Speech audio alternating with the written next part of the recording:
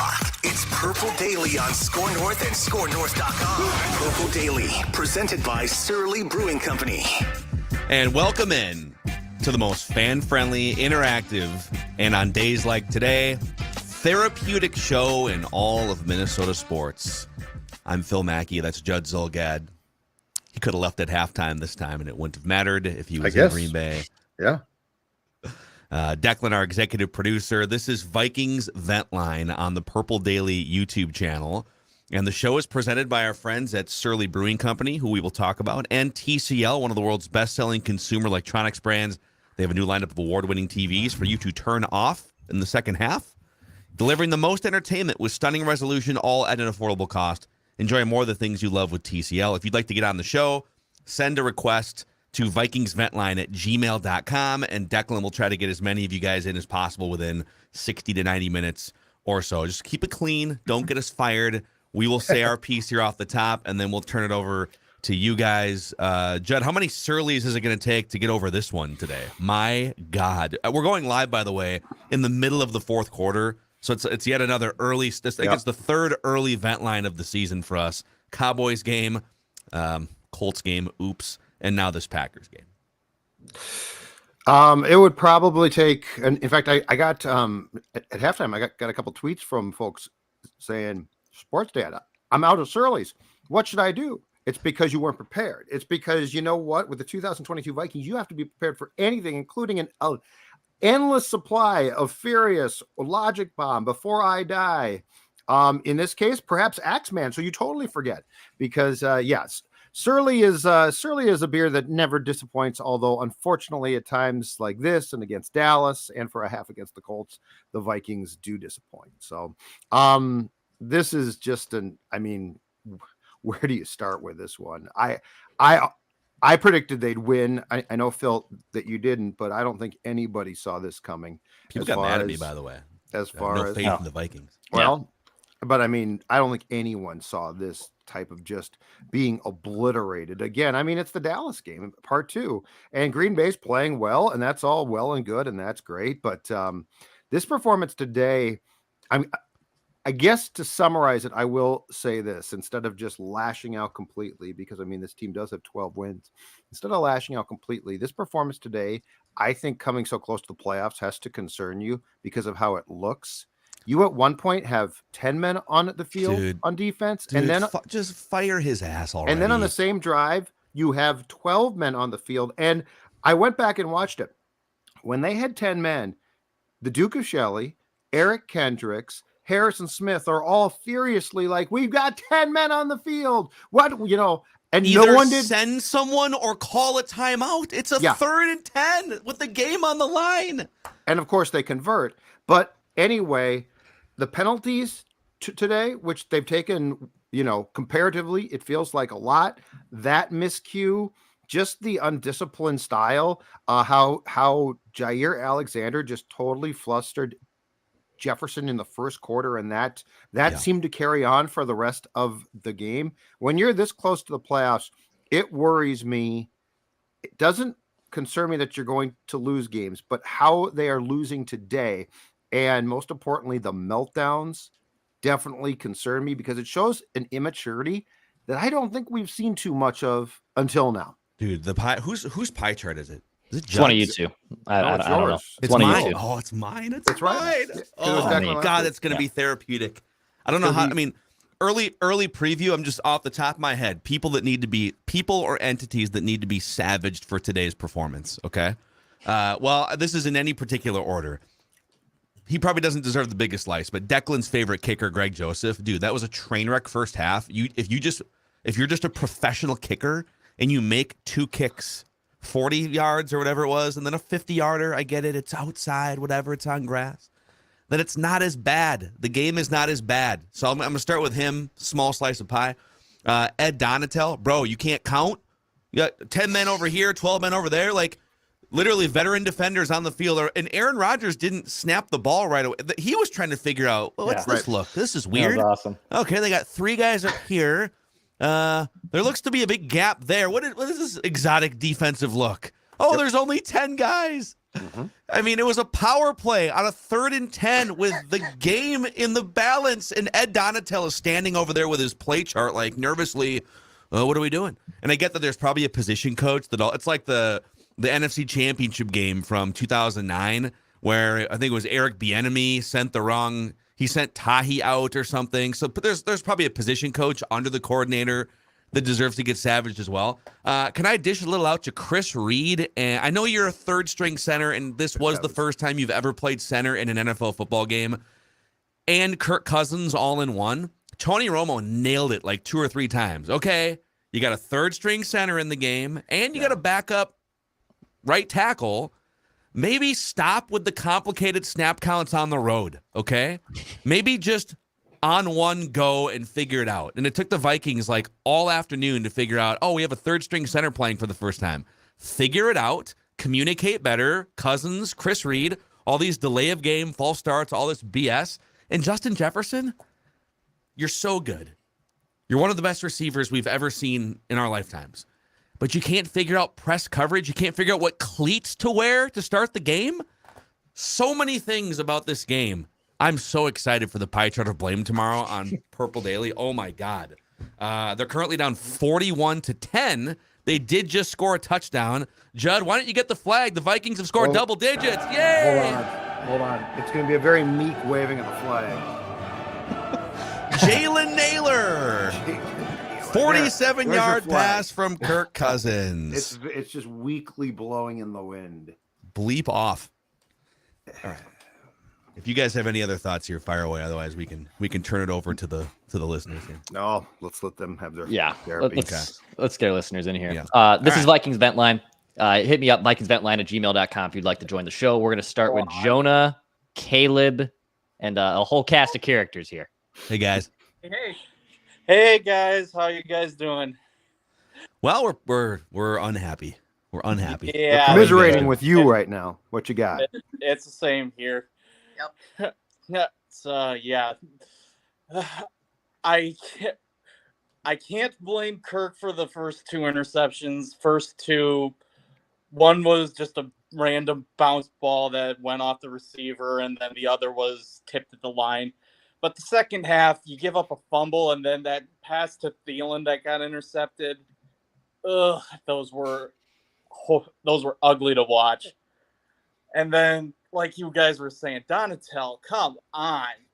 The defense has been just bad. I get that the offense isn't doing much, but you gotta help them out somehow. Yeah, dude. Thank you guys for leading off Vikings Vent Line here. I don't know what to do with, because this is what happens when the Vikings lose. We play that's not to blame. You can't blame it on that. You can't pin it on this. Everything was a train wreck today. So if people want to come on here, if you want to blame Kirk. He was a disaster today.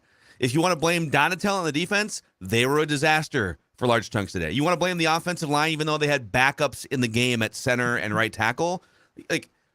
To me, this is one of those days where it's not about exonerating people or things from blame. I don't want to hear that today. Everyone deserves to be filleted for this dud garbage performance because it only helps to validate all the people that have said you've been frauds for 3 months. It's the Dallas game. It's basically the same game, which starts with the coach. Like you again didn't look prepared. The only really normal loss is Detroit. That's the only normal loss.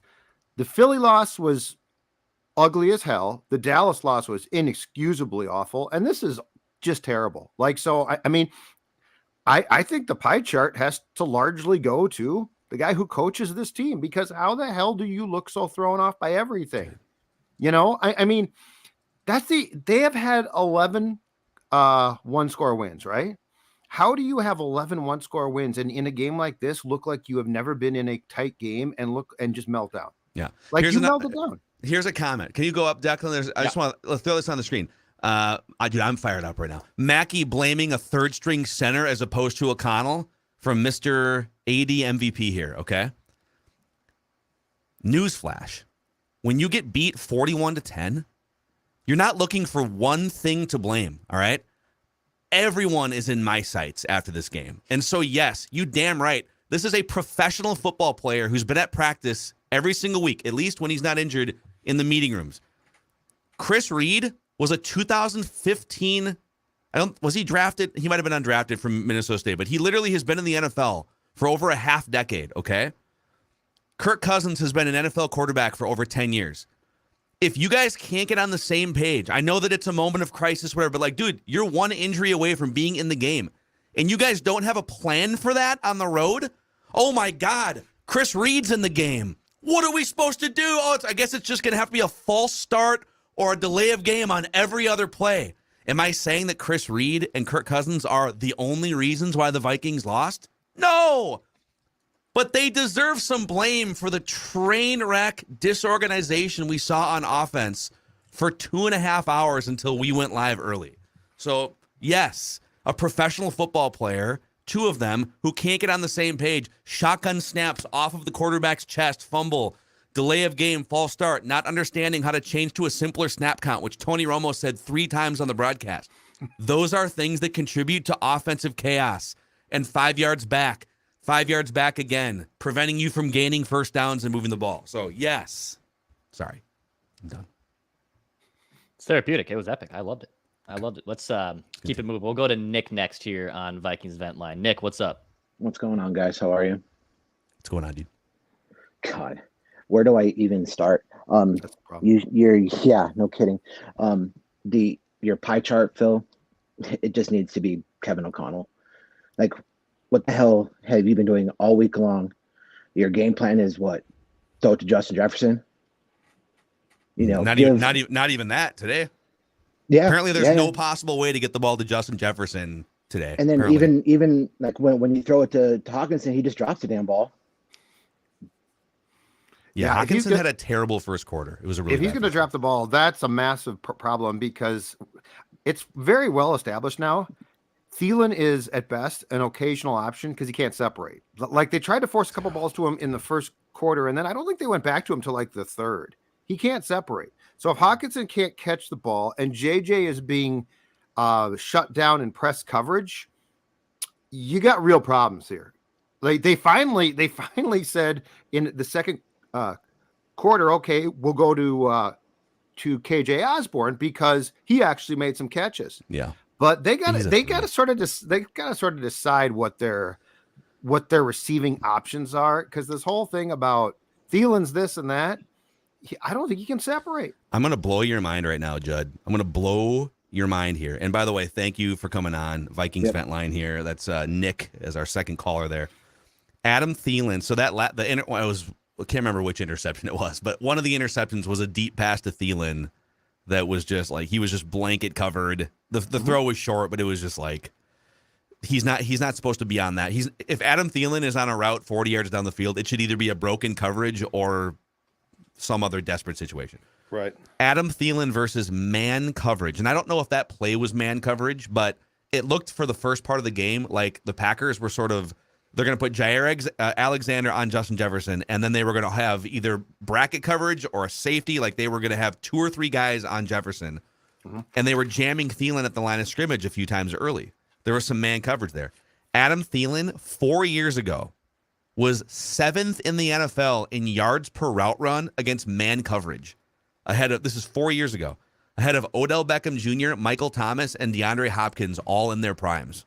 He was one of the best receivers against man coverage. This year, he's 88th out of 100 qualified wide receivers in yards per route run against man coverage. Like, Doesn't surprise. He's cooked. Yeah, it does not. It does not surprise me. I just think that they need to have a more realistic expectation. If Jefferson, like, you can't get to a playoff game and be like, well, Jefferson's struggling and he's been taken away, so we quit. Yeah. Like, you've got to have, and Hawkinson had a bad first half, and yes, he's an option for sure. But I think we just need to also redo the depth chart for now to be at wide receiver, JJ, Osborne, Thielen. And if you've got a better third option at times with a guy who can create separation, that guy has to bump up too. It feels like the only thing that's bugged me, or one of the few things that's bugged me throughout this season, is it feels like at times there's loyalty where they probably would be best served to perhaps go away from players a bit. Not fully, but a bit. I just Feelings man, well. another person off the grid sort of for a pie chart tomorrow. I'm going to save this one for tomorrow though. So many. There's like 10 slices for this Equipment game. It's guy. ridiculous. Dennis Ryan. You're But how gonna do we get know him for Dennis the- Ryan didn't tell JJ, hey, before the game, he said, you want to wear those long cleats? And JJ's like, no, I don't like the long cleats. Then maybe Dennis Ryan told very, him. very slippery surface. It's a very Which you slippery know surface. going in. The Packers played on the same surface. I know they do. It's ridiculous. All right. Nick Mullins, I think, is in the game here for the Vikings. So we'll see if we can get some garbage time yardage in. Dex, who's next on Vikings Vent Line, this therapy session? Let's go to Brandon. Brandon, what's up, man? Just shaking his head. Welcome back, boys. Good to see you again. I just want to put an APB out for Randy in Cottage Grove. I don't know if he showed up or not today, if he forgot about the game, but just making sure that man's okay. But Philip, Leroy Mackey, if your pie chart of blame has less than 6 people, shame on you. Dude, I have just off the top of my head, I have 7 things listed right now without even having thought deeply about it yet. So. I could care less if your episode was 3 hours long. You starting alphabetically going through up and down the list for this game. Now, am I going to cast a dark shadow over the playoffs and all this stuff? I'm not. We're in, but at the same point, wow, that was bad. And why does every single loss have to look like we are incompetent? These are the other teams we make fun of for being incompetent. What is wrong with us in these big games? So I also want you to include, please include the person who ever scheduled this game at 3:25. Why would you do that to us? That's just evil. That's wrong. That's not the way to start out 2023. It's just that's just painful for Vikings fans. The entire team, Jefferson was sulking. I had buddies who are quote unquote Vikings fans. So as the cabinet member, as the axe man, I am first going to cut the man or the person, whoever put us on a 3:25 schedule. Shame on you. And for all those Vikings fans saying, oh, see, we suck. We're done. We're over. You know what? I understand, Judd. I'm glad you weren't at the game this time to leave after halftime. But for all those fans that just backed out of it, yeah, there's a lot to fix. But I love that you keep bringing up Ed Donatel, because I don't know if you guys heard it in the broadcast. How many times did they say the Packers adjusted their defense throughout the season? They had to make changes. We keep having the same narrative over and over and over. And I just ask one simple question. Where are the changes? Duke Shelley? But that wasn't really a change. We kind of fell into that one. Mm-hmm. So just curious, have you guys seen, and I'm not going to act like I'm a connoisseur of every little nitpicky defensive thing, but have you guys seen any changes in the defense? They do change at times, and they've gotten more aggressive at times, but I feel like they change things, get more aggressive, and then pull back as well. I think what Ed said at the podium about 3 weeks ago is how Ed feels, which is my system works. And I think we continue to see that. He thinks it works, and it doesn't. Look, flat out, it's not hard to say. I admire what O'Connell has done. I admire the fact that he definitely defers and gives a control to people. But Ed Donatel was just a bad hire. It was a bad hire. You got to get somebody who's younger, who can look at the personnel and say, this is how I'm going to make it work. Not, this is my system. He's an old school coach who is, I think, a pretty well-respected position coach. He is not a coordinator. So like some guys are coordinators, they're not head coaches, right? We've seen that before. Ed is a secondary coach. He has no business coordinating this defense, which has its struggles, and I totally get that. But the problem is, if you're going to have your problems, you need a coordinator who can adjust, who can look at what players do best and can get that. And pretty much across the board, I think Ed struggles because Ed thinks what he is doing is the right schematical thing. Yeah. And it costs you. And the last thing, just light up the special teams somewhere. Somebody do it on this episode. Somebody do it, please. Thanks, guys. Good to see you again. We'll chat with you later. Brandon, good stuff, dude. Brandon bringing some heat there. By the way, the Vikings have now been outscored 81-13 in Tony Romo, Jim Nantz games this season. Although I don't know that they had an option in this case to go to a second more competitive game like they did in the third quarter of the Dallas game. Because it was the Dallas game, right? They've had the NFC leftover games twice. and they cut Yeah. away middle of the third quarter in that one. And this time there wasn't enough of a slate on CBS. So 81-13 when those dudes come to town, you got a problem. It's over. Jim, what's going on, Jim? We can't do the Vikings again, Jim. Let's keep it moving here. Vikings Vent Line on the Purple Daily YouTube channel. Please click subscribe and the like button if this is a therapeutic and helpful session for you guys. Dex, who's next? Let's go to our guy Evan next. Evan, what's up, man? Hey, Evan. What's going on, guys? You guys all right? Yeah, we're pretty fired up here. Pretty fired up, man. Yeah, as much as I want to rag on the defense, I think the real issue that's going to hold this team back in the playoffs is the offense, because our team is set up for us to punch somebody in the mouth early and allow our defense to then pin their ears back, try to force turnovers, be aggressive.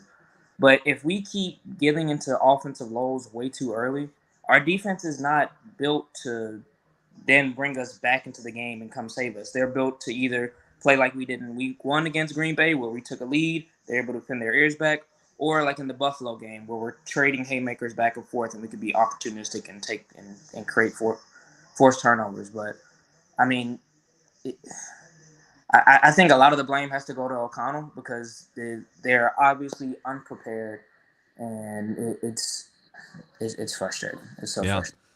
No, Evan, appreciate you coming on, man. Evan's been a regular here for the last couple of years on Vikings Vent Line. KOC, it's interesting because he's a first-year head coach, and the first couple months of the season, it was very much positivity, and they only had the one bad Eagles loss, and they're winning all these close games.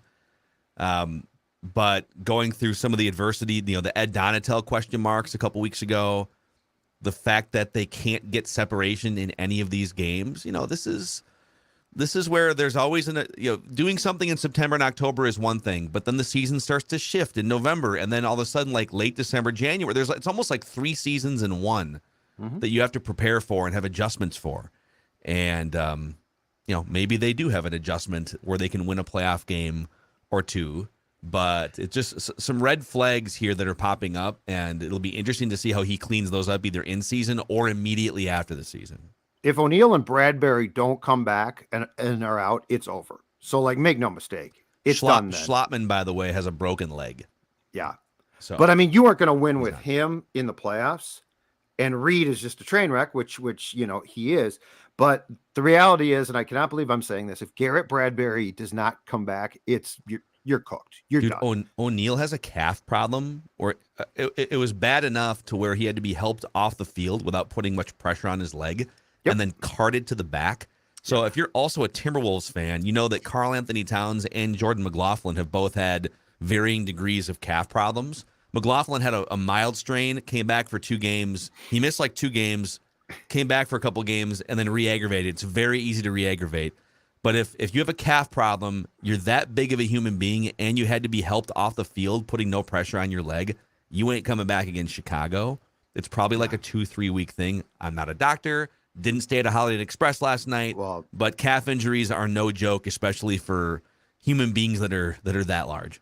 The backups there ain't going to cut it. So you're no faith in Oli Udoh? Oli Udoh, no, he's not. He's not. And by the way, against if the Packers you are in the first round, a Wolves fan, I'm very sorry for you. It's a whole different topic. Let's not talk about it. That's a different vent line for now. It's just the Pistons. Let's talk about something else. Not today. Let's go next to another regular. Let's go to Ben in Florida. Ben, what's up, man? Hey, Ben. Happy New Year. Happy New Year. A few things. I'm actually going to go kind of the opposite route here. And I'm just going to say, you know what? I kind of shifted my mind into the playoffs after their Colts win and pretty much after the Giants win, because, obviously at this time last year, they were eliminated from playoff contention. That's not the case this year. I'm completely judging this team on what they do first round of the playoffs, what they do in the playoffs. That's how I'm going to judge them. This is terrible. Also, KLC's a rookie coach. He's only coached 16 games, which is he's won 12 of those, which is pretty good. But this team I'm completely judging this team for the playoffs. And, they're probably going to be the 3 seed, and they open up against the Giants. I like their chances there in that particular matchup. But yeah, this one's I put 50% on this loss to KOC because he's had a couple of these duds this year. He's also a rookie coach, so I'm not going to bash him over the head all the time. But I want to see what they do in the playoffs before I make my judgments here, because that's what this team was brought together to go deep in the playoffs. Mm-hmm. That's just my thought on that. Yep. No, Ben, that's really good perspective. Appreciate you coming on here, Ben, one of the longtime OG callers here into Vikings Vent Line. And that was the thing too about, like, there's a lot of people doing these Kirk Cousins victory laps too, like crowning him. There was this discussion on social media because I think it was the MGM or one of the Hard Rock, like one of the sports books put out a tweet saying, why does this man not get more respect? Well, respect is generally earned in January and early February. And so as great of a season as it has been for Kirk in a lot of ways, he's tied for the NFL record in fourth quarter comebacks. He's the architect of the largest fourth quarter comeback in the history of the NFL, or the largest comeback against the Colts. The season continues into January and early February. And that is where you gain your respect. And so I don't think you have to make any decisions, as a fan or as a front office or whatever perspective you're looking at this thing from. This game shouldn't necessarily determine your thoughts on the 2022 Vikings. I agree with Ben. Despite this loss, they're going to play a home playoff game in the wild card round. They might still play 2 home playoff games if they can win the first one and stay ahead of San Francisco, who's now in overtime against the Raiders. They have a chance to right this. They have a chance to show that they can rattle off multiple wins. Kirk has a chance to go and play lights out football in the month of January and go on a run that he's never gone on before. And I'm just like Ben, I'm willing to sit here and survey the landscape and watch that play out. I think the Dallas loss and this loss, though, in particular, do point at a very big playoff concern of when you're in big pressurized games and there's an expectation and you're not playing the Colts. You got to do better. And that's a preparation thing too. Like, you have to be more prepared. You have to be, to your point, you have to be prepared for if Schlottman, who's no great shakes, gets hurt, that you have a guy that can at least handle the snap count and a quarterback who knows what to do. Yeah. And O'Connell too. So I think the Dallas loss now coupled with this one really do raise some red flags about not can you win a first round game? I think you can. But if you're going to be the 3rd seed and you got to go to Santa Clara, are you just going to repeat what you did against the Saints in 2019, which is get your ass handed to you because you get physically beat up? And I didn't like the fact the Packers did a great job today of beating up the Vikings, and the Vikings didn't counterpunch. They whined, they complained. Mm-hmm. Jefferson got frustrated and slammed his helmet.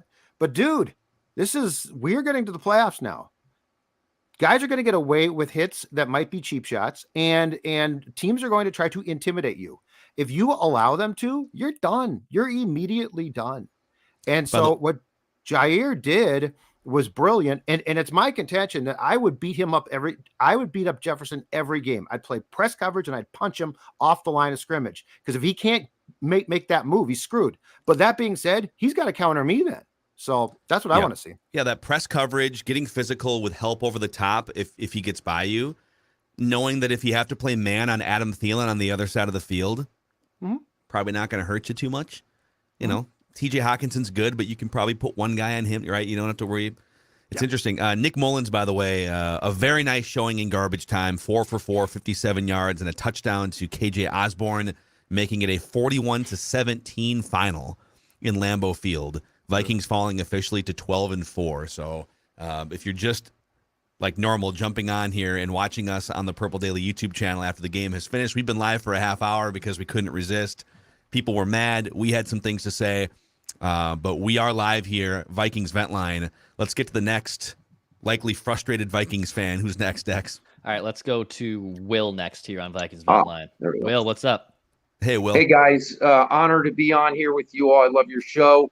You make it so enjoyable week in, week out. I have to say, my face is the face of Viking frustration over the last 42 years. I'm a couple months younger than Judd, so every time he talks about these games and things going back to the 70s, I became a fan miracle at the Met.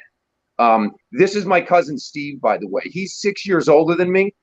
I blame him for all the suffering. He saw the Super Bowls. I didn't. You bastard, Steve. It was like child abuse. He brought me into this, and I've suffered ever since. It's Fight Club. as far as today goes, like you guys said, we agree. How do you show up to a game this big, or not show up to a game this big? You knew it was big, and they just didn't. They just didn't appear today. I mean, the one thing that I pointed out, I noted early, they have a real tough time getting to short yard here and there, and they had that 1st and goal from the 1, and it's almost like you knew because they've had difficulty throughout the year getting a whether it's on a sneak or whatever it is. They didn't get that yard. They didn't get the touchdown, and it just set the tone. They just got hit in the mouth, and they never came back. Yeah. And Yeah, every one of those coaches on the team deserves a slice of pie today. Dude, it's gonna. How many coaches are on the team? Like 12? Oh God, no! They've got like 15, more than that. It's like 15 20? to 20 something. You're gonna ridiculous. have to slice them pretty thin, but everybody. Yeah, very And small.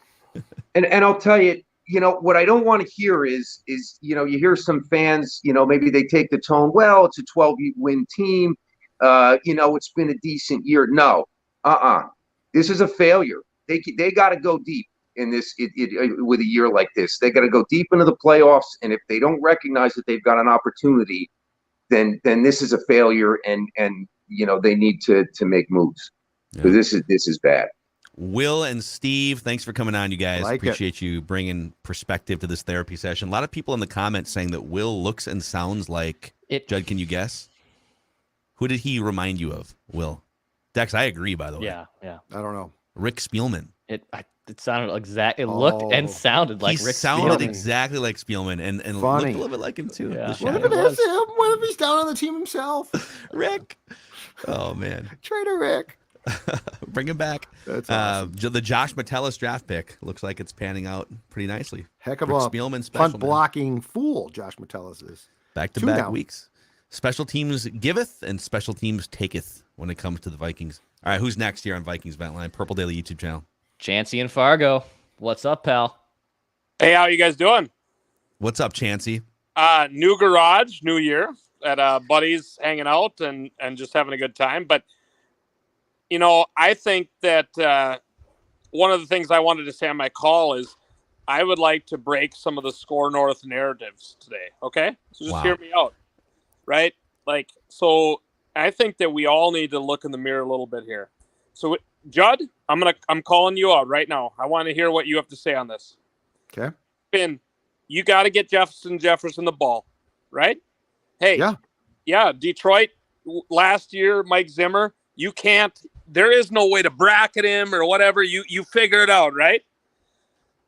Justin Jefferson's the man. Adam Thielen's lost his step. Adam Thielen's the problem. Justin Jefferson today, he got owned. We have to be honest. I mean, I love Justin Jefferson. I love him. I love Justin Jefferson. He's an MVP candidate, but we can't just hide it. We can't just say after they lose to the Packers and get their asses kicked, it was Adam Thielen's fault. Where was he? The first throw went right off his chest, and Alexander did the gritty in his face. Danced him. Yeah, he melted down. I thought that was a mistake. In the moment, I thought, oh, boy, it's a little early to be on a random second down for Jair to be doing the gritty, but he knew. He knew. I mean, I just, you guys can talk about Thielen being washed up in his contract number, and I actually agree totally. I think you're right. But at this point, he's like the fifth option. I mean, it goes like Jefferson to Hawkinson to Osborne to Cook on a screen to Thielen. Mm-hmm. So we're really talking about like the fifth wide receiver. I mean, if the offense ain't running, most teams, we ain't breaking it down by the fifth wide receiver, right? That's what he is at this point. I mean, he might start, but Osborne's really the second wide out. Hawkinson's the second best target they throw it to. Okay, next realistic thing, Declan.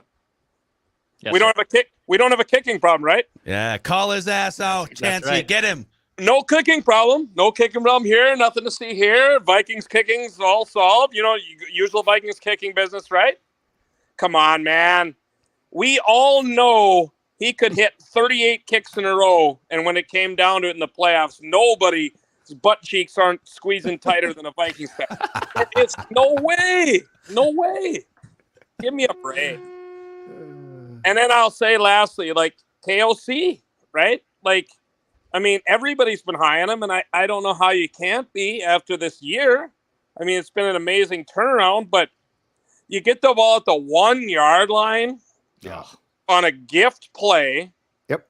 And you run it up the middle a few times between your third string backup center. Yeah. How about a sweep? Like, have you ever thought about just letting Cook just use his legs and try to make a play because he's supposed to be damn good? Nah, let's just run it right up the gut. I mean, what is this, 1998, 91, 88? I don't know. Like 75? I sometimes I am a little bewildered on like the team. Like I don't know what I expect anymore of the playoffs. Like yeah. But I do want to break some of these narratives. I do think we need to stop always talking like in the same things. Like, and I don't know how to say that because I don't think you guys are totally wrong. But Adam Thielen isn't what's going to make or break this season. Okay, that's it, right? Like, you need your biggest players to make plays. We're going to need our kicker to make effing kicks, and we're going to need our coach to come up with a great game plan. We can blame all the sideline players, all the assistant coaches we want. But in any NFL season, the coach, the kicker, your number one player, and your quarterback have to make plays. And that's it. And if those four guys don't do it, it ain't going to happen. We can talk about the third string center all we want. The four most important people are the kicker, your best player, your quarterback, and your coach. And that's it. But you can't, but you can't have your own guys undermine you, and they did. That's the problem. They couldn't work a snap count. That's ridiculous. That's inexcusable. That's not permissible. They basically, Jefferson, to your point, got frustrated. Okay, let's back that up because you're going to get hit now. Like, he's going to get press coverage now at the line. He's going to get hit. He has to shake that off. So, but I mean, they did other things, Chancey, today that were very concerning. They had in the same defensive Packers drive, they had 10 men and then 12 men on the field. Oh, I know. Inexcusable. Inexcusable. God, whose fault is that? Is it KOC, Ed's, or who would you say then? I would say it's Ed's fault, but KOC oversees Ed. But today, if nothing else, today, as a starting point, my frustration is this. Your attention to detail sucked. Here, Judd, let me ask you this. Let me ask you, seriously. So, do you absolve Jefferson of all blame for today's game? Oh, hell no. No, he can't get that frustrated. Absolutely not. I mean, he's got to make plays. I mean, the team depends on him. The throw where Alexander danced in front of him and did the gritty, it went off his chest. Maybe Alexander nicked the ball. But we've come to expect he's going to make that catch, right? And in a game like that, when momentum's building, everything matters. He has to make that catch. I love Justin Jefferson. Don't get me wrong. I mean, I think he's the best receiver in the league. I'm not trying to rip on him. But we need to hold all people accountable. We can't sit here and go on Ventline and say, well, Adam Thielen's slow and Adam Thielen makes this much money. Justin Jefferson is the man that's supposed to do it at this point. It ain't Adam Thielen. Yeah. Yeah, Chancey, awesome stuff as always, dude. Thanks for coming on. Definitely want to get Chancey on for a playoff game here. I wanted to say one thing on the Thielen front.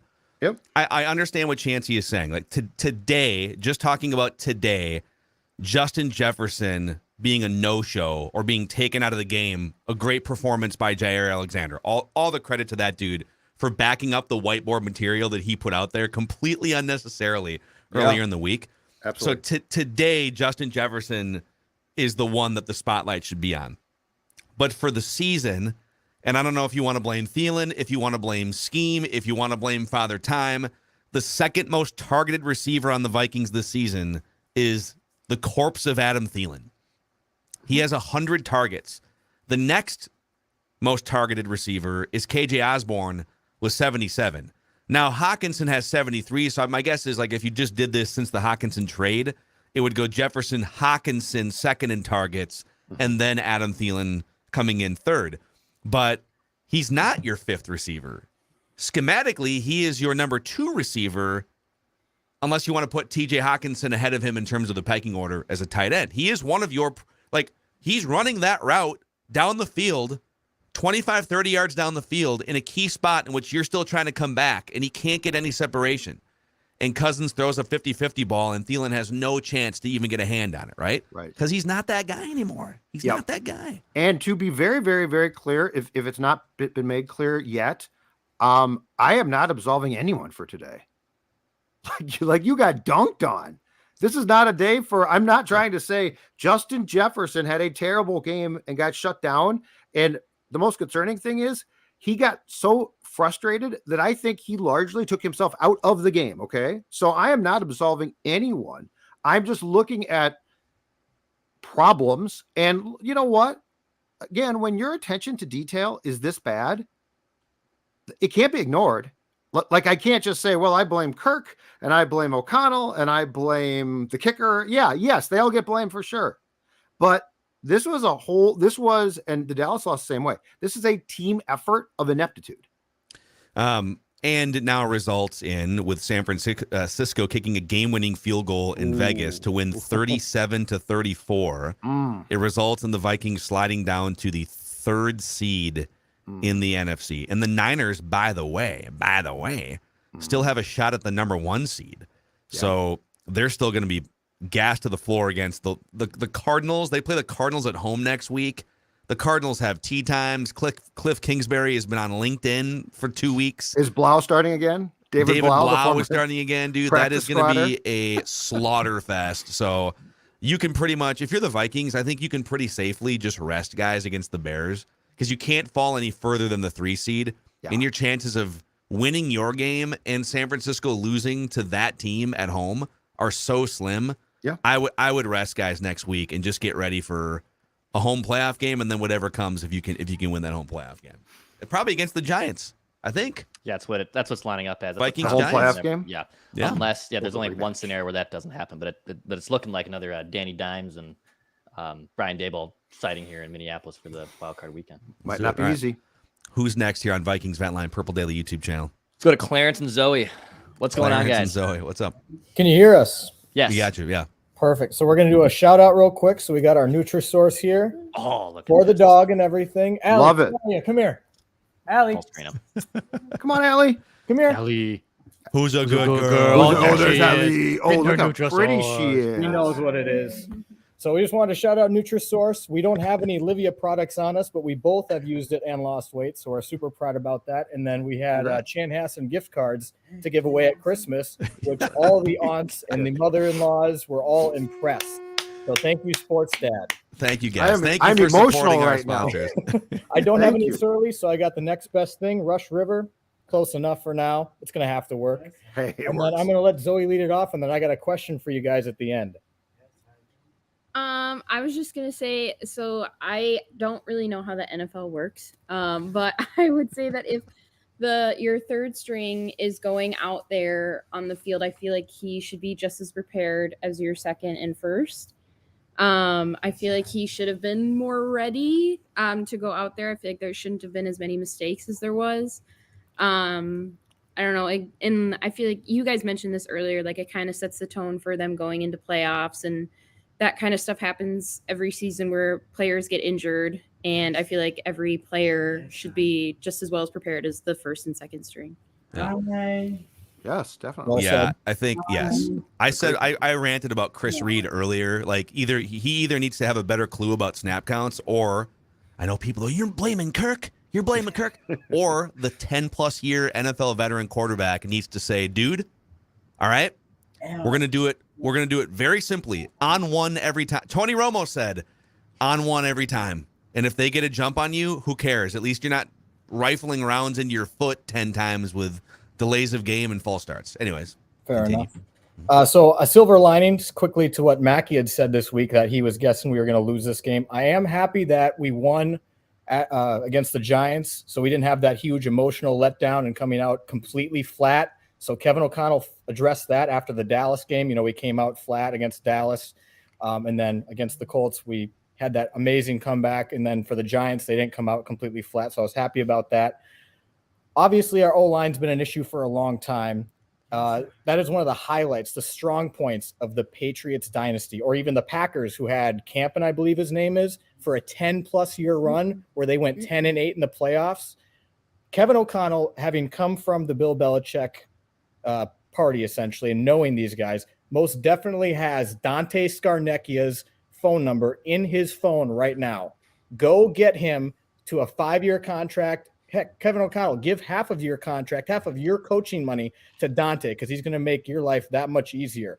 Go get the best offensive line coach in the entire league, hands down, and I guarantee that will help half your problems with the O-line. We're getting bullied at the line of scrimmage, and they just don't even look like they want to be there. It looks pathetic. Thanks for having us on Score North. Clarence awesome. and Thank you. Zoe. Great stuff. Bringing it. Thanks for supporting our sponsors as well. No kidding. Let's keep it rolling here on Vikings Vent Line Purple Daily YouTube channel. Let's go to Alex next. Alex, what's up, man? Hey, how you guys doing? Hey, Alex. Crappy. Yeah. Are you gonna burn your Justin Jefferson jersey on live YouTube right now? I almost took it off, but first of all, I wanted to thank you guys for all the content. I know how hard it is to create good content, and much less Vikings content. So I thank you, man. Appreciate you. Yeah, man, this was gross. How is this a playoff team? I mean, we might get one against the Giants, and then we're done. We can't face the Niners, the Cowboys, the Eagles, and apparently the Packers. So not sure we're going to do anything after round one. Couple points. Blair Walsh sucks. Sorry, Dex. It's all good. Greg Joseph, but Blair Walsh did too. He sucks too. But yeah, Greg Joseph. Sorry. Greg Joseph sucks. You He's PTSD. just kicker PTSD. Like, Gary Anderson's terrible too. Hey, Blair Walsh also Bullet in your eye. unless he's playing for Seattle. But yeah, Ed Donato, dude, I hope Phil, you and Boone fire his ass so hard this week. Just disgusting. I know we have it. Yeah, there you go. I know we have a good record, but he has a historically bad defense, and it showed up again today. The O-line, if Bradbury and O'Neal don't get healthy, we're not going to win another game. That was gross. Delay of games, false starts the whole way through. Just bad. Kirk, you are who we thought you were. Can't win big games, man. You have a bunch of good comebacks. That's great against the Giants and the Colts, and couldn't beat the Lions. Yeah, you're the same guy, in my opinion. You're not going to go into someone else's house. You're not going to go into San Fran and win a game. It's not going to happen. Silver lining, the over-under was what, 7, 8 wins? I think it got up to like 8.5 or 9. At the end, it got up, yeah. But, hey, this season's a dub overall. We're going to take the division. We can at least hang our hats on that. And then also, Zoe, come here. Oh, yeah, pup. You guys get to meet Zoe. So. Zoe, who's a good girl? Took her jersey off. She didn't deserve that. Poor Zoe. Oh, yeah. Zoe's like, I don't like this jersey. Her Greg Get it off Joseph me. jersey earlier today. Win one in the playoffs, and we'll take it. Thank you, guys. All right. right, To see Alex ya. and Zoe, appreciate you coming on here, Vikings Valentine. Poor guy. Man.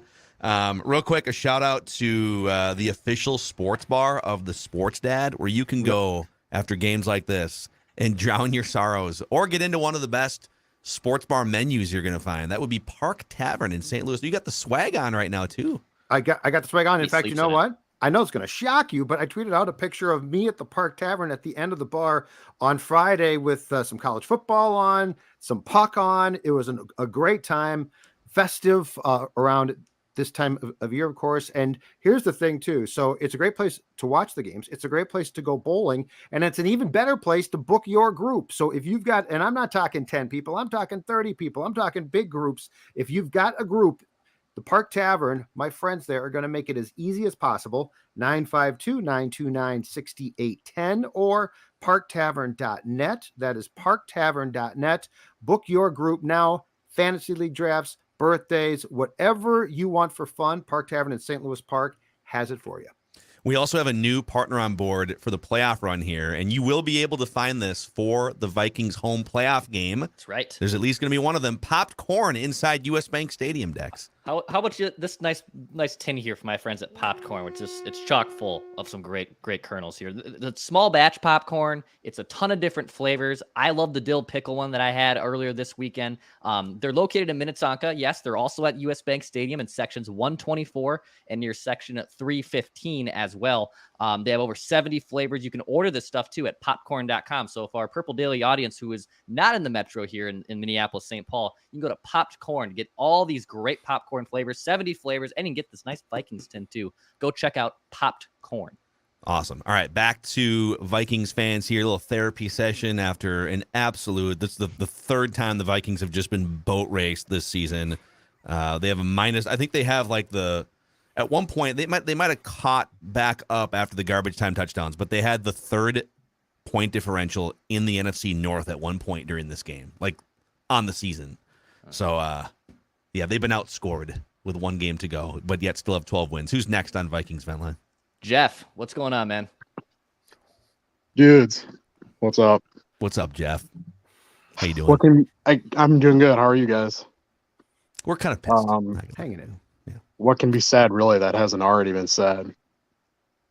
As I've been listening to all the other commentators, like a lot of things have just been flowing through my mind. I'm not even really that upset. I was beyond livid after that Dallas game because I was like, they got the momentum. They can still do really well. It can go far in the playoffs. But then it was just like, wah. And then this isn't anything we haven't seen already. So I just had a couple things that have kind of already been touched on. But 10 men on the field, I mean, really? It's amazing. It's like you could write a movie script around that. And people wouldn't believe it actually happened. Because like one or two plays later, they had the 12 guys, and I know this is petty, but it's like seeing Aaron Rodgers at the end of the game, that stupid smirk, it really bugs me. Mm-hmm. It is what it is, dude. He's one of the best QBs, but it bugs me to no end. Going into the season too, like I was just thinking like a deep playoff run would be great. That's still very possible. I'm very much still on board with KOC. I think this is his first time at head coach, so I'm not off that train at all. And dude, Phil, like I've been with you like shoulder to shoulder on Kirk Cousins like this whole time, and it's like hearing people say the same thing as you think, like it's very kind of it's validating. But he's been doing better, I think. Like the game aside was. You all saw it. It is what it is, but yeah, I just think that one of the other guys is like that's who he is. Like, yeah, that's kind of who we got. Yeah, they're still. And Jeff, thanks for coming on, man. Appreciate you joining this therapy session. There's still a lot of work to be done if they want to. In January, there's a game in February. Kirk Cousins, the season isn't over. You didn't get crowned or anything. You're having a nice run of fourth quarter comebacks, but I think what kind of bothers me is we lose sight of the point of the signing 5 years ago, which was he was supposed to be the final piece to a Super Bowl puzzle. Failed miserably. Has gotten better himself, but like the first opportunity was squandered largely because he came up short in a lot of big games toward the end. There was a game at Lambeau at one point, right? But now it's like, okay, now they're in another position. And this team is probably not even as talented as that team from 2018. When you look at that defense, and they had Stephon Diggs and they had Adam Thielen both in their primes, and they had Kyle Rudolph in his prime in 2018. But now you're set up again. There's some flaws, but you're going to get a home game in the first round. So I think the eyes should turn to Kirk Cousins. Not against the Bears necessarily next week, because I think they're going to rest everyone. But, can you brush yourself off? Can you overcome some of the deficiencies on your team? You're not the first team to have injuries going into the playoffs. You're not the first team to have a little bit of a sieve defense. Can you do some damage anyways? That's what I want to know. Why are you the third highest paid quarterback in the NFL? Let's see it in January, not just in October, November, and the early part of December. Don't you think, though, too, that what intrigues me about today in Dallas is this. We saw that this team come back from 17 points down in a very weird game at Buffalo, and Buffalo's a really good team. And so, like, what gets me about today is there were so many things, and the same thing occurred against the Cowboys. There were so many things that went wrong that from the big to the small, and Kirk is definitely a part of that. But I think what really throws me is those two defeats in particular, and Philadelphia to a certain degree, are so bad that they're jarring losses. And like when you stack them now, so like if you had just lost to Dallas, and today, like let's say you lost by 3 points. Okay. It's football. It's Yep. football. Like the Detroit loss I wasn't like taken aback by it. Yeah. But when you start to stack these epic defeats where everything just melts down and it seemingly starts with the coach to the quarterback to the top receiver, just the whole thing, that's what gets me about this. And that's where I say, okay, so you're really telling me that this team is going to go into San Francisco, that they're going to play the Niners on the road potentially and have a really good chance? Because the Buffalo game is really the only road game that I can point to and say that was impressive. But beyond that, like you have just gotten, by the Cowboys and now by the Packers, who I still don't consider to be a great team, you've just gotten embarrassed. And that's where I look at the thing in its totality. And I say, how are you going to fix all of those things to make damn sure that if you do lose, you lose a normal football game, not a game in which you look like a bottom feeding awful team, which is what they look like today. Yep. All right, let's keep it rolling here. Vikings Vent Line on the Purple Daily YouTube channel. All right, let's go to Josh. Josh, what's up, man? Man, I can't stand watching this team every week. It's either like a heart attack or whatever this was. And so Zimmer didn't show up a couple times a year, right? But it was never this unbelievably awful.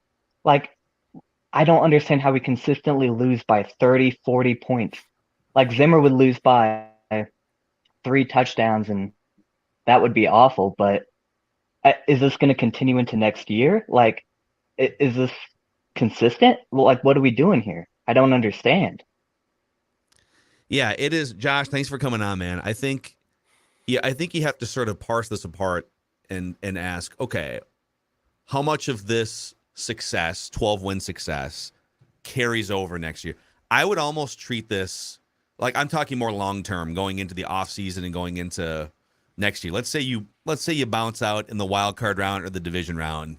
I think at this point, any expectation of winning the Super Bowl is like that would be a little far-fetched unless something even more magical happened. But I think you have to treat this like an 8 or a 9-win team going into the offseason. I don't think you're building on 12 wins. I think you're fortunate to have 12 wins. You don't have to apologize, but you're fortunate to have 12 wins. And I think the 1 or 2 playoff games that you're likely to play are going to shine a major spotlight and affirm the things that need to be changed or not. I think you know a few of them now. Like Thielen, you kind of know. I think you know on Dalvin a little bit too. You know on defense, there's a couple spots that need to be changed. You have old linebackers.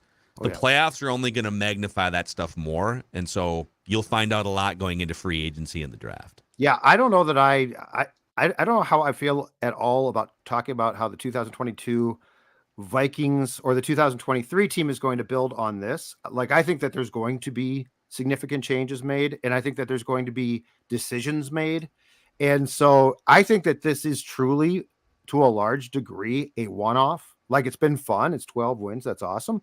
But that being said, I don't see this as a crescendoing thing. I think this team could decide to make some very substantive changes. And I mean, look, you know what? I've been saying this for weeks now. It starts at quarterback. We have no idea what Kevin O'Connell really thinks. Kevin O'Connell's got the most that he possibly can for the majority of time this season out of Kirk Cousins, and no one debates that. But we don't know what he thinks. We don't know if his thought process is, yeah, let's lock Kirk up for 4 more years, or you know what, I want to try and draft a guy, cultivate a guy, which is what a ton of coaches do. So I definitely don't look at this team necessarily and see this like extension of, well, just wait until next year. I look at this team and say, you've gotten the most that you possibly can from really the end of a lot of Zim players. I expect that there's going to be significant changes made, though. Yeah. By the way, Kevin O'Connell said the Vikings didn't give themselves a chance to win today. Quote, got to figure out why what I thought was a good week of preparation didn't translate. O'Connell said it starts with him, that he has to be better. They're also like, they're kind of driving a Toyota Camry in a NASCAR race here a little bit too, that like no one going into the season thought they were going to be Super Bowl contenders, except for maybe the 5% most optimistic Vikings fans. Mm-hmm. And then they overachieved their way to like a 12-3 start, but they've kind of maxed out like the needle is in the red, the car's shaking a little bit, couple injuries or like tires popping off. You're trying to finish the race. Chris Reed just blew a gasket. Yeah. So Ran you're out of trying. oil. That's where like I'm trying to balance. They've overachieved, and we've seen some great characteristics, and winning close games is one of them. And so I want to give them credit for sort of maxing out the car that they're driving. But on the flip side, there have been some major red flags that show you that you ultimately need a better car. Yeah. You know? And how do you get beat like this? Like, this isn't just a bad day at the office. Yeah. Let's keep it rolling here. Vikings Vent Line, Purple Daily YouTube channel. Andrew, what's going on, man? You're next on Vikings Vent Line. Hey, guys. Thanks for having me on. Can you hear me okay? We got you, Andrew. Yeah, man. All right, thanks. First off, thank you guys for creating all the Vikings daily content for somebody like me in Northeast Ohio to enjoy. Not a lot of Vikings fans out here, so I appreciate that. Yeah, number two, this Vikings team, this whole situation reminds me of a very specific scene in D3, The Mighty Ducks. Bear with me. This will make sense. So the Ducks, they become the JV team of Eden Hall. The varsity team wants nothing to do with them. They get into a prank war. The prank war culminates in a unsanctioned match on the ice where the varsity team absolutely crushes them.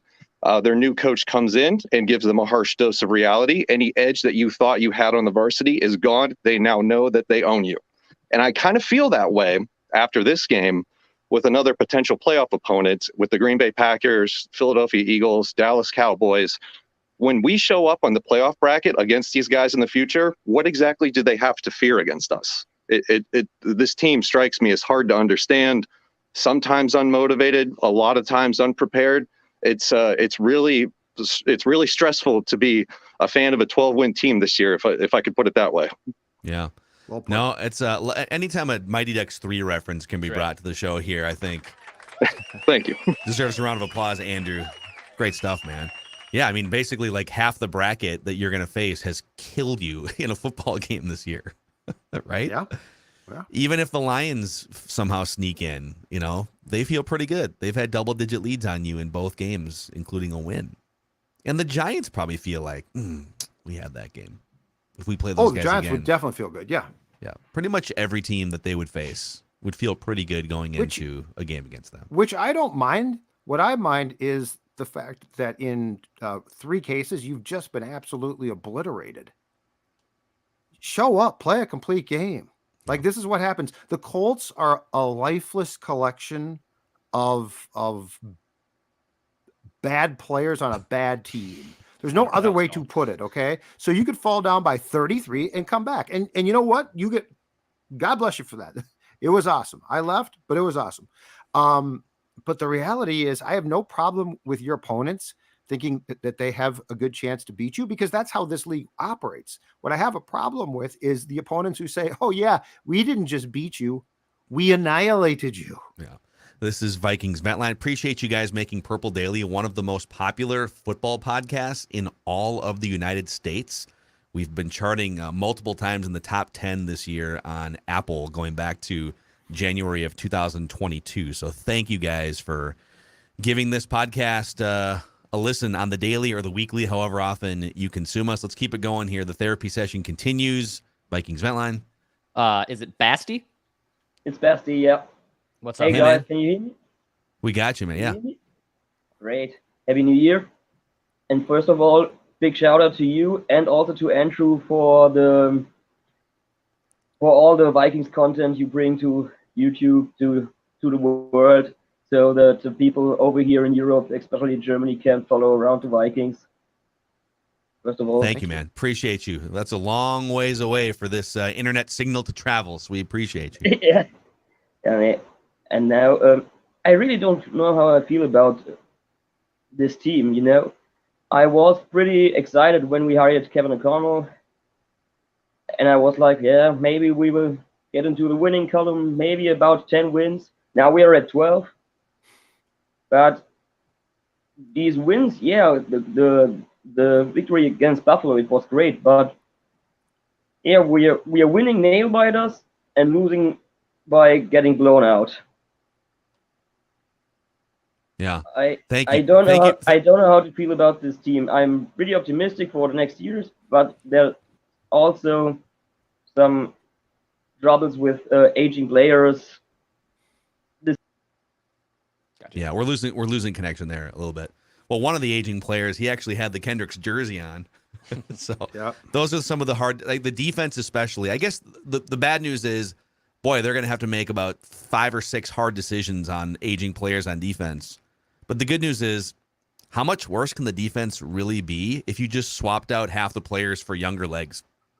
Like seriously, like if you just said, all right, Eric, Jordan, even Harrison, like I might look to keep Harrison around if I could, because I love his leadership on the back end, and I think he still has a year left of gas in the tank. But if you said, we're going to get rid of 3 or 4 of these guys aging and supplanted them with younger players, it's not like your defense is going to get that much worse. It's already one of the 5 worst defenses in the league, right? Yeah, and I'll be very, very, very curious to see one thing in particular, and that is how Daniil Hunter and his representation approach this whole thing.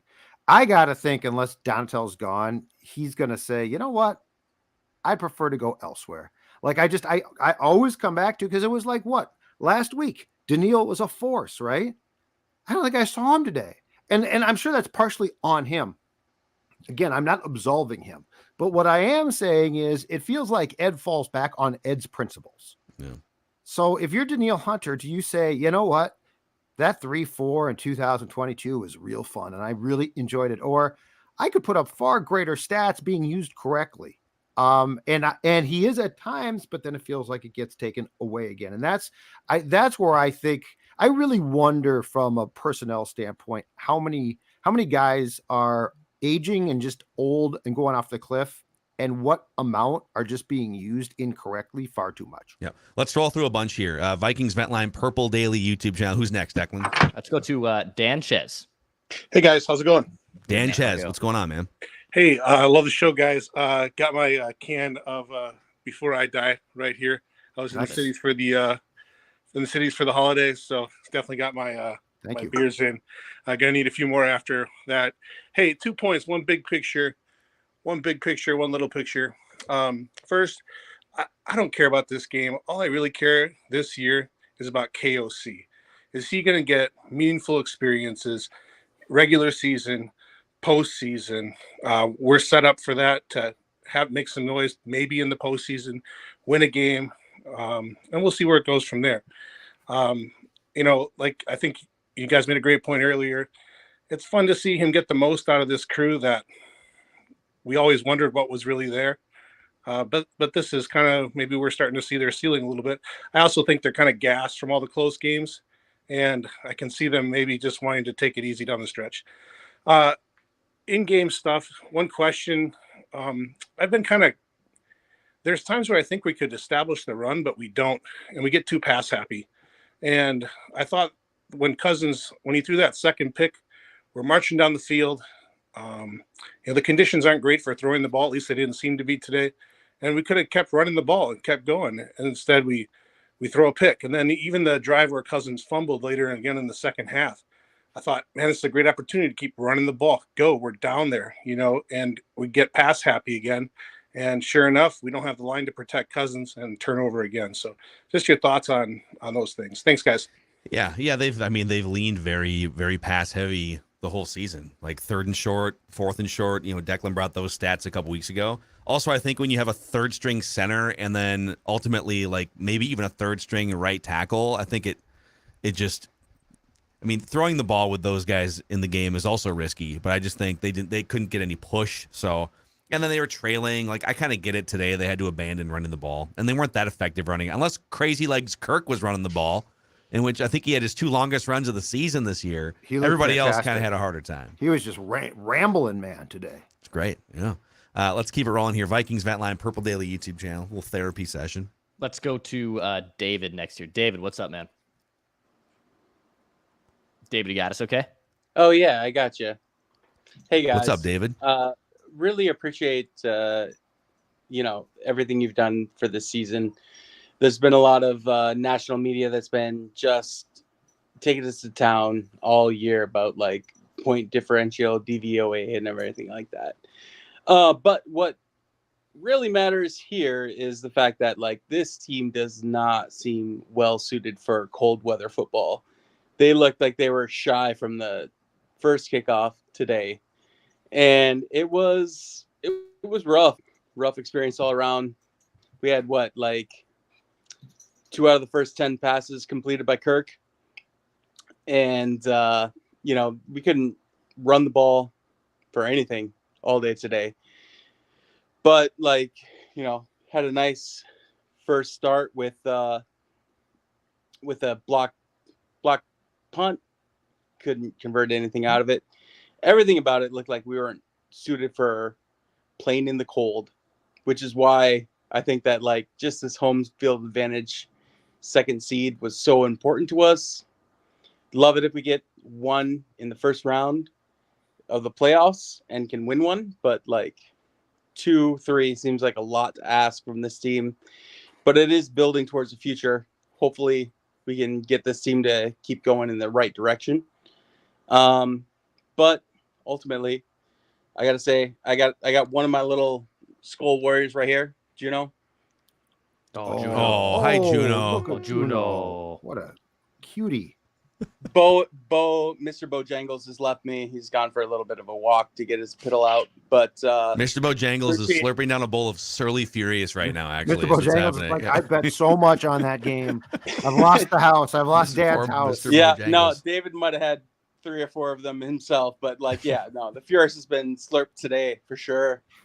Thank you guys for everything. Hopefully, next week is against Chicago. We can right the ship a little bit, but ultimately first round, get a win, go into the second round. But thanks, guys. All right, David. Thank you to David, and good luck to Mr. Bojangles wherever you may be.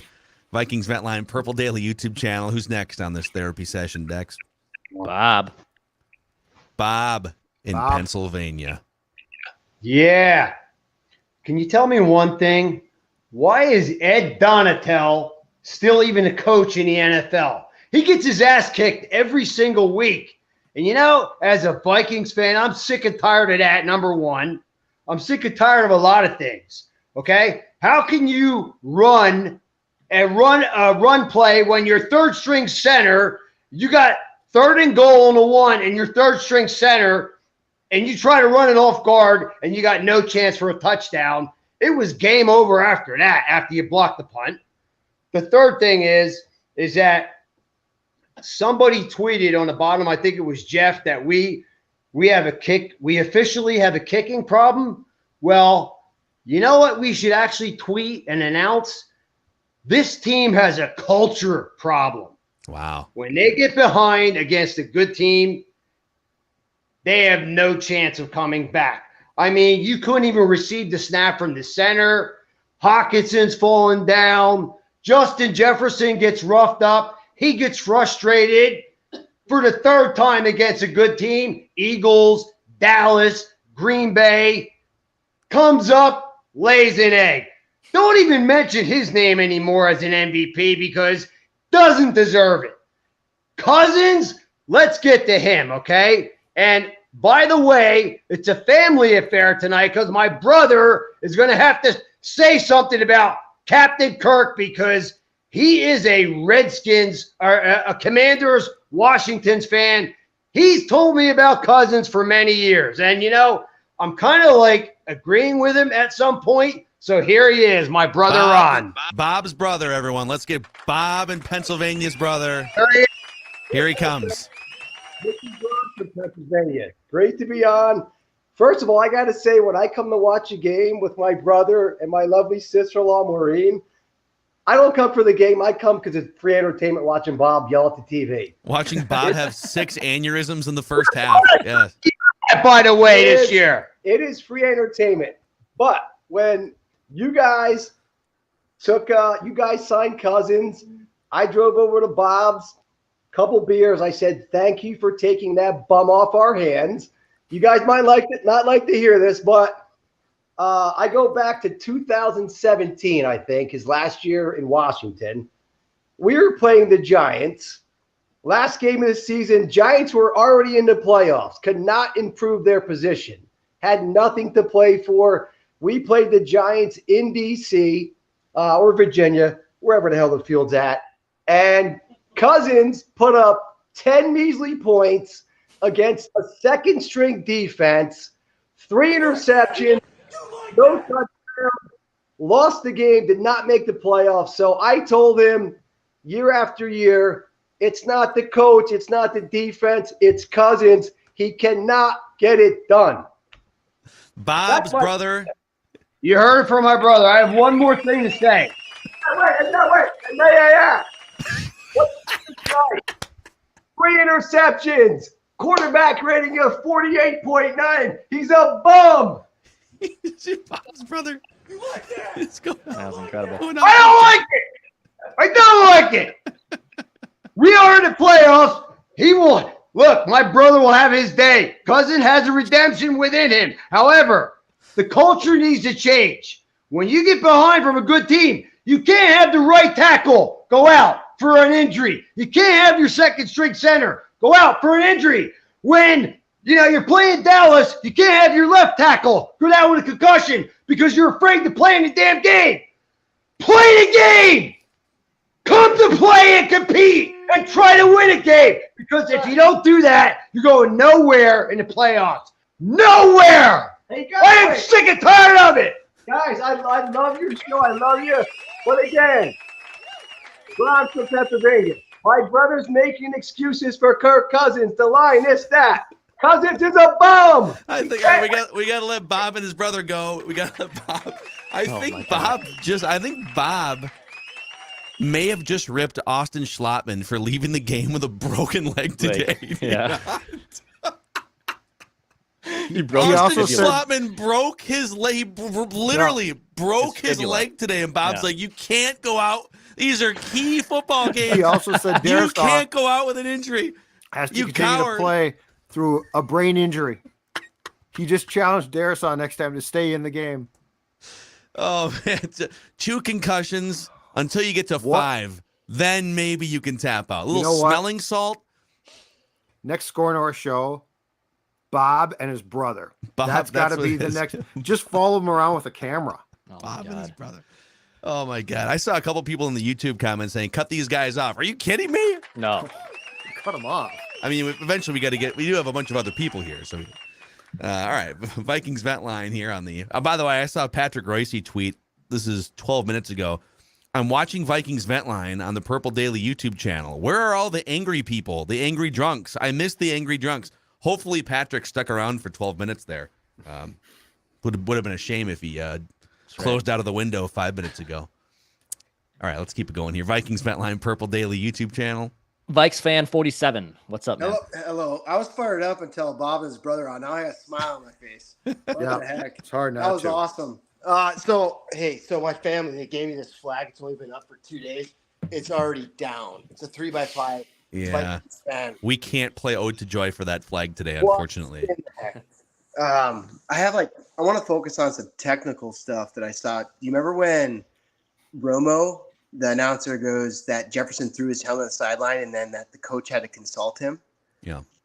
So prior to that, they had, before the break, the TV break, KOC looked as pissed as he ever was.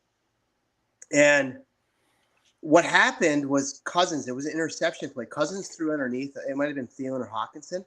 But Jefferson did a really deep drag, like a 12-yard, not a post, but like a go, but then 20 yards straight across the field. Wide open, would have been one-on-one. He had like 10 yards between him and the safety, one-on-one with the safety for a touchdown. That was early in the game. Then the next drive, Jefferson does a hitch in the slot. He comes off, he's like he's taking a play off. He does a 5-yard hitch, like he's going to come back to the ball, and goes wide open. Cousins doesn't throw it. I thought, did Jefferson just do that play on his own? Was that hit like unscripted? I'm talking my pops, like, is that unscripted? Or was that the play? Why didn't Cousins throw it?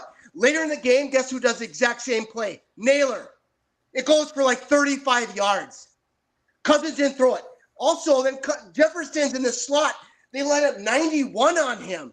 A defensive end. Yeah. Out. Would have been out, uncovered, 10 yards up the sideline. That's the play Cousins fumbled it. 2 turnovers on plays where he should be thinking JJ all day. And so I get like JJ's, it was free rent, a space in his head for the Packers today. But at the end of the game there, when he's on the sideline and they're all mobbing around him, the whole Packers, we should have started a fight out there. We should have lined out there. That's I'd love to ask Booney about that one. He's a big time, like, if someone clowns you, you know, like there was a couple plays, like I think they had a play like that with Kaepernick and the Packers sideline once, like 10 years ago. But Romo said something really, really interesting. By the way, Vikes fan 47, great stuff. Love the passionate rant there. Romo said a couple really interesting things about Cousins in this game. So if you can't stand a little Cousins criticism here, this is where you should turn the volume down for the next 15 seconds, I promise. He said, for one, you got to get to a simpler snap count with Chris Reed. He's your third string center. And then he also said, when asked by Jim Nantz, I think it was like late in the second quarter, maybe early in the third. He said, I think it was early in the third. He said, it was third quarter. He said, at what point, Tony, do you just throw a ball to Jefferson to get him involved in the game, just to like get something going? He said, oh, I would have done that in the first half. Yeah, like, and then he literally called it. He said, so on this play, for instance, if 91 comes off the edge on a blitz, boom, he's open. You just get it to him, and that's exactly what happened. But it stood out to me that he said, oh, I would. He dismissively said to Jim Nantz, oh, I would have done that in the first half. Because yeah, you can't play an hour and a half and not get him involved in the game in some form. You're telling me there wasn't one opportunity to get him feeling good? The guy got freaking punked by Jair Alexander 5 minutes into the game.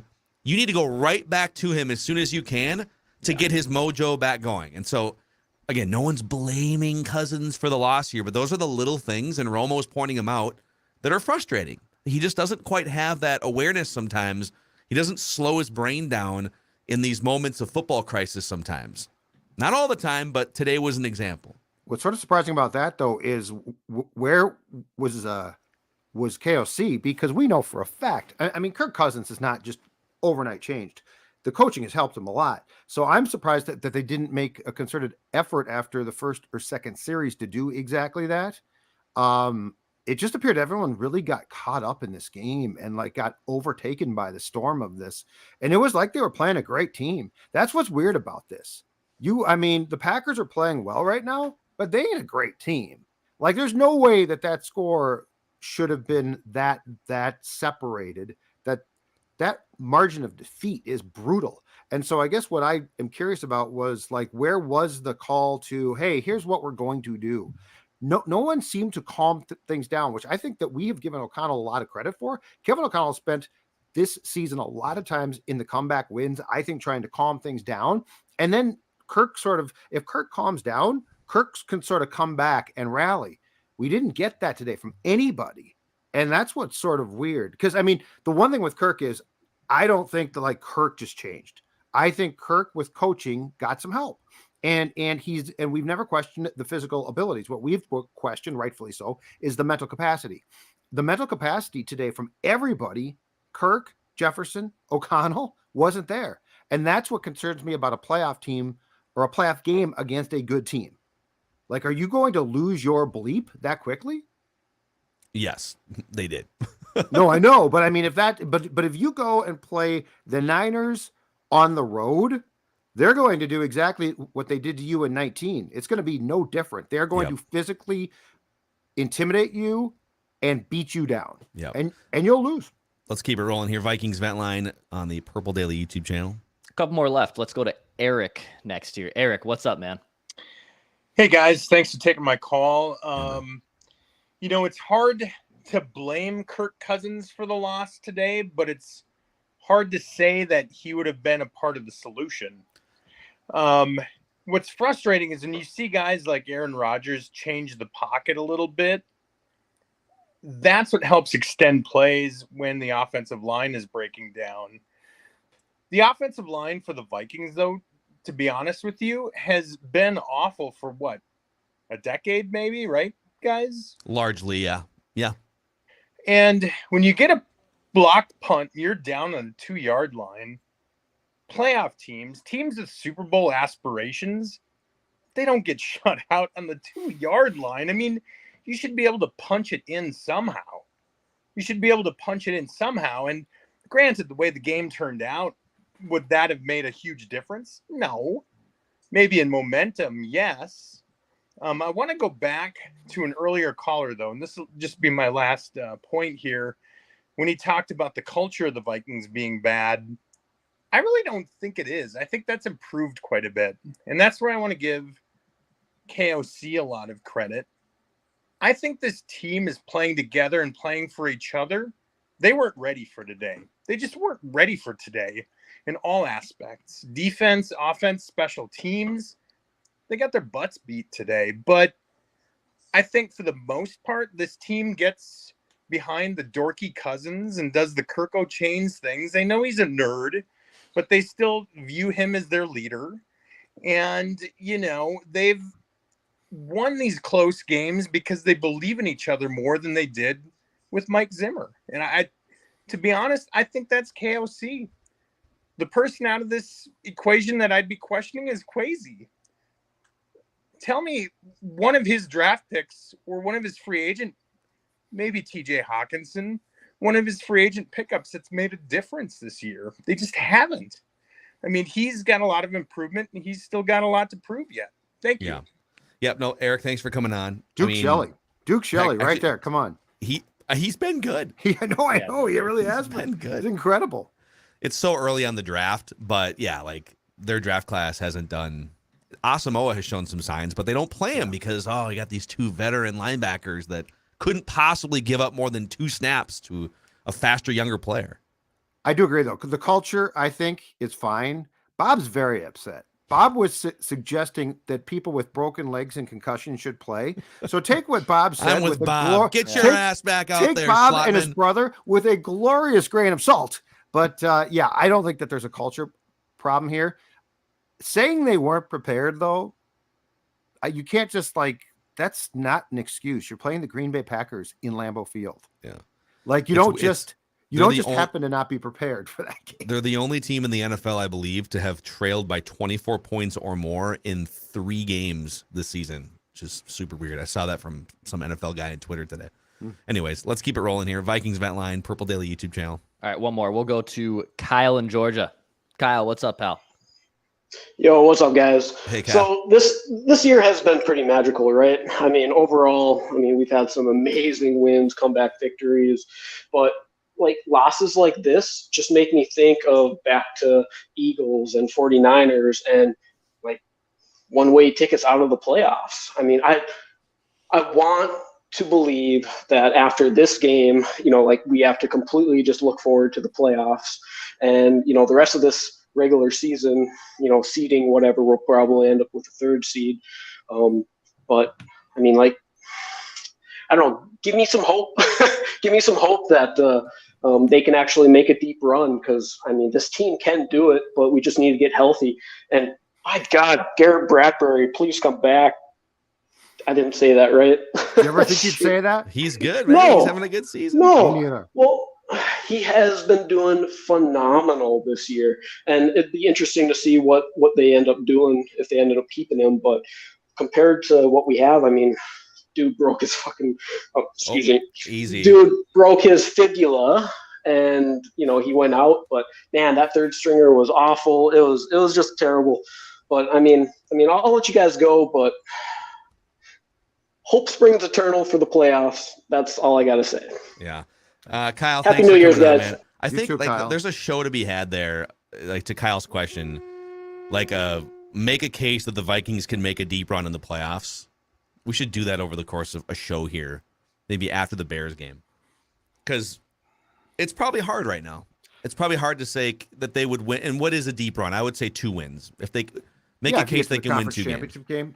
And now that they're not going to play the second game at home unless there's a huge upset, it's really, really hard to envision them because wouldn't they likely play in San Francisco? Yeah, I think so. Yeah. Yeah. And if you have your starting center and right tackle out and your right guard is Ed Ingram, I'm going to tell you right now, I don't like your chances at all. it's tough. Like you're going to get steamrolled there. And these teams have good defensive tackles. Like, how would you approach that? Because I don't think that there's a magic guy to sign out there. Yeah. I think at this point in time, you're probably stuck with your backups. So the health of Bradbury and O'Neal, which I'm guessing that we'll find out more about. They won't play in the Bears game, but if we'll find out about them, if they're going to be out for substantial time still, I just don't see how you can do it. O'Neal is almost guaranteed to not play this next week, and he's having an MRI on his calf tomorrow. Boy. And it's not smart to play a guy in a game that probably doesn't matter unless you think San Francisco's losing. So the question is, can Brian O'Neal get back in 2 weeks? And if it's a calf injury that requires an MRI, it's not just like a little tweak. Correct. He's probably out for the season. Yeah. I hate to be the bearer of bad injury news, but he's time. Probably not coming back very soon. Yeah. Chris Reed time. I don't like it. Yep. Hey, one thing, even though it was probably his worst game of the year or one of his 2 or 3 worst games of the year, one thing that we are doing here on Purple Daily and Vikings Vent Line, we had a group of Cousins Crusaders, if you will, reach out, the crazy Canadian Cousins Crusaders of Purple Daily, and said, let's bring everyone together, whether you're a Cousins Crusader or you've been a hater in the past.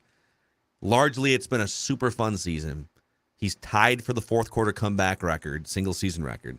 Let's all come together and raise some money for his charity, kirkcousins.org. We said, that sounds like a great idea. Crazy Canadian Cousins Crusaders of Purple Daily.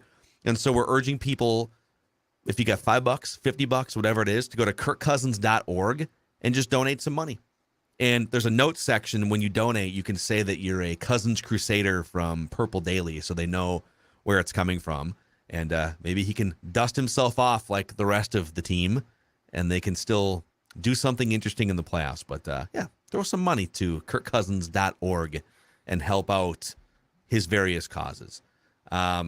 Boys, I think that's it, right? We went through a good round of therapy there, over 90 minutes here on Vikings Vent Line, the most fan-friendly interactive show in all of Minnesota sports. Chef Macadac has already... I got handwritten pie chart ingredients here, just writing them out. I feel like, Emerald Lagasse, Bobby Flay. I feel like, I don't know, Rachel Ray. Name like a famous chef or something. 5-star chef? Yes. I feel like, who's the Minnesota guy? Gavin Kaysen. Oh, we got a few of them. We got a lot of them. Andrew Zimmern. Yeah, all over town. Yeah, it's probably going to be a plentiful pie chart tomorrow, and we'll have our hottest Vikings takes as well, if anybody wants to jump fully off a bridge tomorrow. Any final thoughts from you guys before we put a wrap on this episode?